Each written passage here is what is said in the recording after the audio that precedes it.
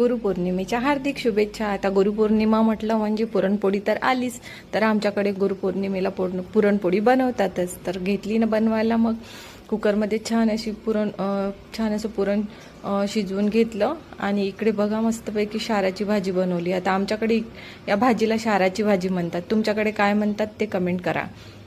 आणि झणझणीत अशी शाराची भाजी झाली होती। तर ही पुरणाच्याच डाळीपासून असते। त्यानंतर मग भाजी बनवायला घेतली। बेसन, मस्त लांब लांब कांदे कट केले आणि त्यामध्ये मस्त मिरची पावडर, हळद, थोडासा ओवा, थोडेसे तीळ असं टाकलं आणि मस्तपैकी भजी बनवून घेतली।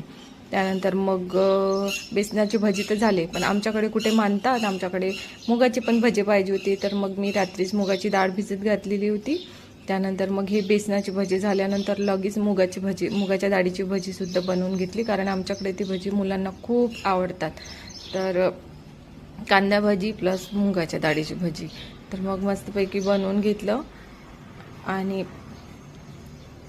गरमागरम सगळ्यांनी मस्त पहिलेच भजे खाऊन घेतले, कारण गरम गरम सर्वांनाच खूप आवडतात।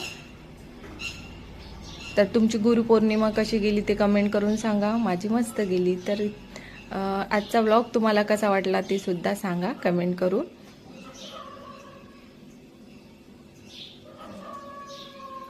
त्यानंतर मग सगळ्यांनी मस्तपैकी पूजा वगैरे झाली आणि त्यानंतर मस्तपैकी जेवण वगैरे आम्ही सर्वांनी करून घेतलं। आणि भजी बघा मस्त झाली होती। आणि मग फायनली आम्ही ताट वाढलं।